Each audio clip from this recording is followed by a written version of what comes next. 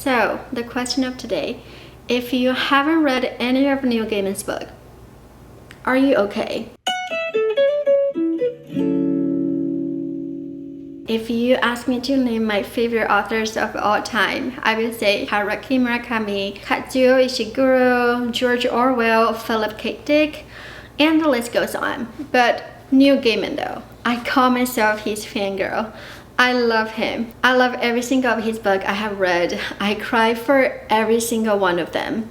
His books got everything I want for a book.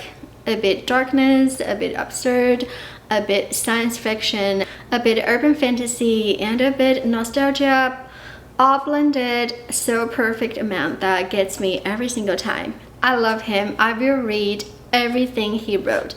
His grocery lists, if he lets me. His prose is very simple but so poetic, and I love every mind-boggling world he created. Enough to say, if you haven't read his books yet, I'm not judging you.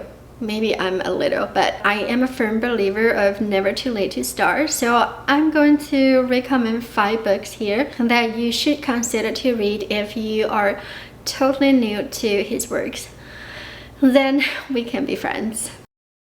The first book I think it's perfect to start with his works is Ocean at the End of the Lane. First of all, it's very short, more like a novella, but he has other books like Stardust. It's quite short, but I think you will get the real taste of Neil Gaiman's writing and his magic out of Ocean at the End of the Lane more than the Stardust. This book is about childhood memory, but definitely not a book for children. It's a very simple story in the first person's perspective. The narrator in the story visited the countryside where he once lived when he was a child, and he revisited the farms his old friend used to live. Gradually, his memories flooded back. Simple as that. But the reading experience though is this whole journey of provoking, triggering myself to have that kind of flashbacks myself of my own childhood memories that I just can't put the fingers on if they're real or not. But maybe those were also the memories shape who I am today. It's just a very strange, bizarre, but magical experience. I don't know how Neil Gaiman did this, how he can perfectly bring you those intimate and secret feeling of yourself that you think it's impossible to have someone can share that same feeling, that kind of nostalgia. So harsh, but I mean, it's just so hard to describe. But think about what it's like as an adult looking back to the memories of your childhood. We forgot, but those memories are always there. That kind of feeling, if that makes sense. I read this book a few years back. It pulled emotions out of me that I didn't even know were there. I think this book isn't his most well-known one, but for me, it's the best example of who he is as a writer, but also at the same time very easy to read. So I think it's a very good beginning read for if you just got into his work. Next book I want to mention is a graveyard book. It's a middle grade read. You can find it in a children's section in bookstores, but I will always has a place in my heart for it. I absolutely love this book. The basic plot is that a small boy escaped from the house while his family was murdered while they were sleeping. And the ghosts in the graveyard took him in and raised him. And the boy growing up was having adventures with witches and ghosts and just learning the life skills from the dead. The storyline got inspired from the Jungle Book, but set in a graveyard instead of a jungle. I love every single character in this book. Like any of Neil Gaiman's book, I love literally everyone in his books. His storytelling is so unique. I found every character to be so lovable, funny, quirky, heartwarming. I just wanted to move into this graveyard.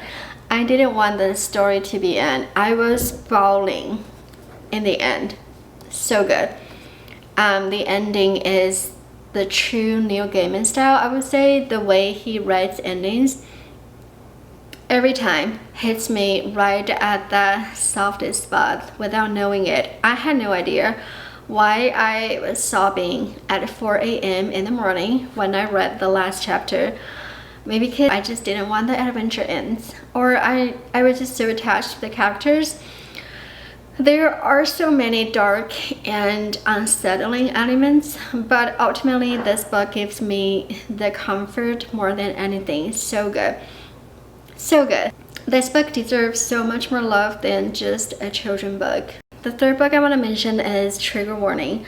Now, I'm sure I will at least include one short story collection in any of my video. Neil Gaiman has quite a few short story collections, and Trigger Warning is my favorite for sure. Like most of the short stories collection, it's not like I love every single piece, but I would say I like most of them. Some of them are absolutely perfect to me. My favorite one is called The Man Who Forgot Ray Bradbury. Not because obviously I love Ray Bradbury, but also the story is just so powerful. And the other one I really like is The Case of the Death in Honey. Mostly because I love Sherlock Holmes, and the ending is so good. What else? There's also a one, it's a fantasy story about David Bowie. I mean, I think this book has something for everyone. There's tragedy, comedy, folklore, horror, and even poetry. And I also love the introduction where Neil Gaiman gave a little information on each piece, how they came together, where he got inspiration from. Overall, this is one short story collection that I hope it can go on and on. Oh, there's also a story is the original American Gods story. That's the next book. American Gods. I don't think it's a good idea to start with it as the first book to read if you have never read his book, but maybe wait until third or fourth. However, I believe this one is his best written book of all. There's no reason I don't love this book. I love it for sure. I love it, but just comparatively not my favorite, because I'm not a big mythology fan. I used to be when I was in teenager years, but not anymore. So to me, it's a bit complicated with thousands of references. I had to read back to back twice to absorb everything, but for how many things he magically blended together in this book is mind-blowing. From Siberia to Vikings to Asian Africa, he just managed to weave everything into this modern setting. The story is about the main character, Shadow. He just got out of the jail, and then he found out his wife is dead, and he met this character called Wednesday who claimed himself as an old god, and there are stories of old gods who brought over to the New World by immigrants who settled in America. Essentially, it's like a road trip in an urban fantasy world, and we also got to see old gods struggling to coexist with new gods in modern United States. It's not an easy book to digest and kind of strange, unpredictable, but I found it so powerful and relatable at the same time. Highly recommend it. Now, Neverwhere, one of my favorite books of all time. If I bring 3 books to you in Desert Island, this is gonna be one of 3, hands down. To me, this book has everything I wish for a great book. The world build is so creative and enchanting, and the writing and the prose is so beautiful and atmospheric, and the characters are so lovable and relatable, and the storytelling is absurd, strange, unpredictable, but just so fun to read.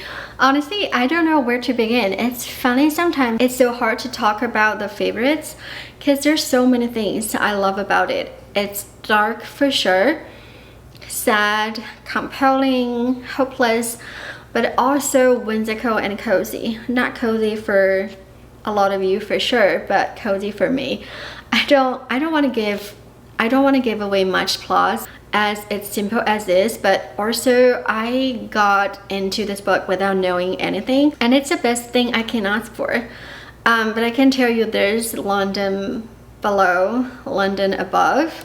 There are beasts and also hunters and heroes. There are angels and animals like humans.